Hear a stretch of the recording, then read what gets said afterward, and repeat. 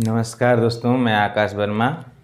आज आप लोगों को बताऊंगा कि आईटीआई करने के दौरान आपको क्या क्या करना चाहिए, किससे आप एक सरकारी नौकरी पा सकते हैं। ये चीज़ मैं आपको बताऊंगा। चाहे आप इलेक्ट्रीशियन से हों या फिटर से हों, तो आपको क्या करना चाहिए ये मैं बताऊंगा। फर्स्ट, आप जब आईटीआई में एडमिशन ले लेते हैं तो वो इस समय आईटीआई जो इलेक्ट्रीशियन और फिटर का है ड्यूरेशन वो 2 साल का है।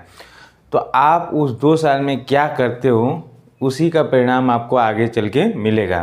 कि आपने 2 साल में केवल वैसे काट दिया, गए फिर चले आए, ये नहीं करना है आपको। उस दौरान अगर आप वहाँ पे हैं आईटीआई कॉलेज में तो वहाँ पे पढ़िए, घर पे पढ़िए। अब क्या पढ़ना है मैं ये बता रहा हूँ आपको। जैसे देखिए आपके पास अरिहंत पब्लिकेशन की बुक होगी तो उसको कम से कम थ्योरी, केवल थ्योरी कुछ ही ऐसे सरकारी डिपार्टमेंट हैं जिसमें आपको प्रैक्टिकल टेस्ट देना पड़ेगा। नहीं तो आप केवल थ्योरी पढ़ के एक जॉब ले सकते हैं। डीआरडीओ वगैरह में आपका कुछ प्रैक्टिकल्स होते हैं थ्योरी के एग्ज़ाम होने के बाद में, ठीक है। उससे पहले आप क्या कर सकते हैं कि थ्योरी को कंप्लीट करिए। थ्योरी आपकी कंप्लीट होनी चाहिए, प्रैक्टिकली नॉलेज भी होनी चाहिए। कई बार क्वेश्चन जो है प्रैक्टिकली से पूछे जाते हैं, ठीक है।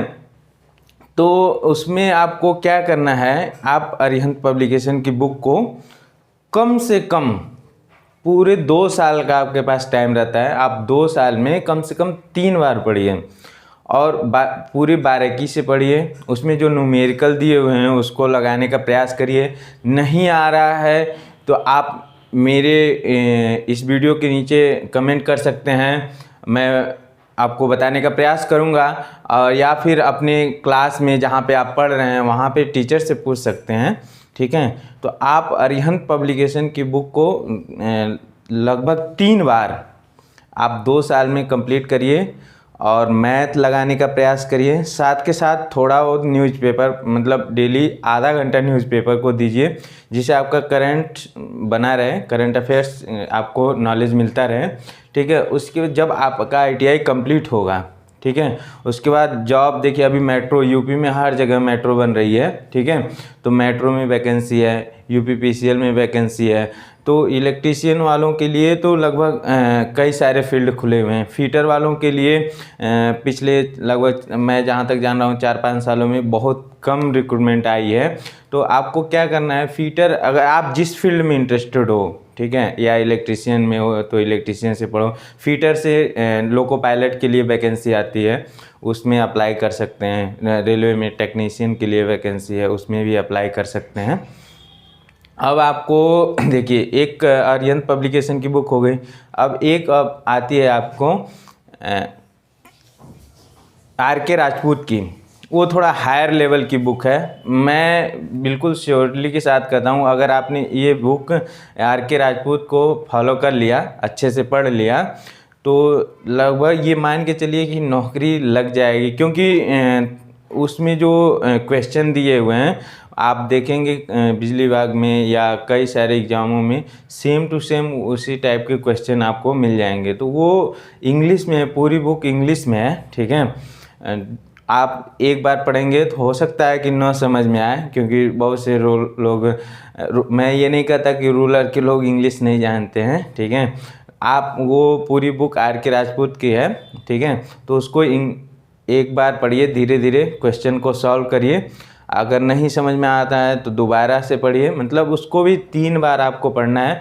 कुल मिलाकर के आपको थ्योरी कंप्लीट होनी चाहिए। अगर थ्योरी कंप्लीट है तो समझिए कि आप प्रैक्टिकली, मैं बताया ना कि कुछ ही ऐसे एग्ज़ाम हैं जिसमें आपको प्रैक्टिकल देना पड़ेगा। अगर आप थ्योरी स्ट्रांग रखते हैं तो नौकरी में कोई दो राय नहीं है कि मिल जाएगा, ठीक है, ज़रूर मिलेगा। आप बस ये थोड़ा सा प्रयास करते रहिए, ठीक है। जीएस वगैरह, जीएस का अपना फील्ड। अब देखिए आईटीआई में क्या कर रहे हैं आप, अब ये सोचिए कि मैं जब आईटीआई कंप्लीट कर लूँगा फिर तैयारी करने बैठूँगा, तो पॉसिबल नहीं है। फिर आपके पास टाइम नहीं रहेगा कि आप मतलब क्वेश्चन पढ़ोगे कि पूरी बुक 3 बार कंप्लीट कर पाओगे कि नहीं, इसलिए आपके पास 2 साल का टाइम है। जब आप ITI कर रहे होते हैं तो 2 साल का पूरा टाइम है।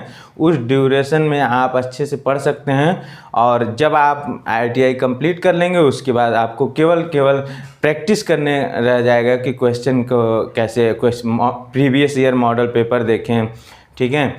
और मैथ के लिए भी बहुत सारे बुक्स हैं, उनको फॉलो करते रहिए।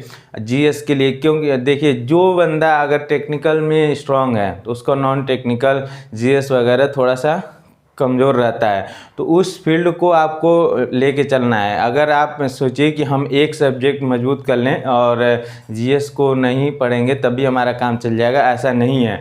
आपके पास पूरा भरपूर जो है मतलब चारों तरफ का नॉलेज होना चाहिए। आप GS हो गया या कर लीजिए मैथ का हो गया, ठीक है। मेरे जानने में कई लोग ऐसे हैं जो इंग्लिश थोड़ा कमज़ोर है, फिर इंग्लिश से डरना नहीं है आपको। जैसे मैं RK राजपूत की बुक बताया था, तो इंग्लिश से डरना नहीं है। आप जब एक बार थोड़ा सा एकदम बिल्कुल कंसंट्रेट होके पढ़ेंगे ना, तो बिल्कुल ईजी लैंग्वेज में लिखा हुआ है उसमें, तो आपको समझ में आ जाएगा, ठीक है। और मेरे चैनल से जुड़े रहिए। मैं आपको ITI से इलेक्ट्रीशियन का मतलब जो सब्जेक्ट है उससे वीडियो डालूँगा और आप देख सकते हैं। तो बहुत हेल्पफुल वीडियो रहेगा आपको, मतलब काफ़ी ज़्यादा हेल्प मिलेगा आगे चल के आपको सफलता दिलाने में, ठीक है।